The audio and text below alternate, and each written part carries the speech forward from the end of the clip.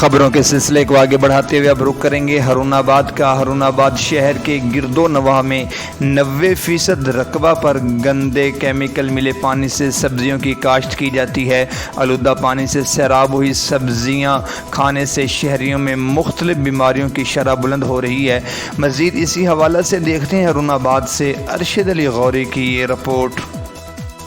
پورے پنجاب کی طرح ہارون آباد شہر کے قریبی رقبوں میں سیورج کے گندے اور کیمیکل ملے پانی سے سبزیوں کی کاشت کا سلسلہ جاری ہے۔ آلودہ پانی سے گردوں، پھیپھڑوں، خون کی کمی اور دماغی نشوونما میں کمی جیسی بیماریاں سامنے آ رہی ہیں۔ کسان سبزیوں کی زیادہ اور جلد پیداوار کے لیے فصلوں کی آبپاشی گندے نالوں سے کر رہے ہیں، جبکہ ان کو اس کام سے باز رکھنے کے لیے کسی بھی قسم کا قانون موجود نہیں ہے۔ اس وجہ سے محکمہ زراعت پنجاب اور پنجاب فوڈ اتھارٹی کہیں بھی متحرک نظر نہیں آتے، جبکہ مقامی سطح کے علاوہ بھی جو سبزیاں پورے پنجاب سے آتی ہیں وہ بھی گندے نالوں کے پانی سے اگی ہوتی ہیں، جو ہارون آباد اور گردنواح کی منڈیوں میں فروخت ہوتی ہیں۔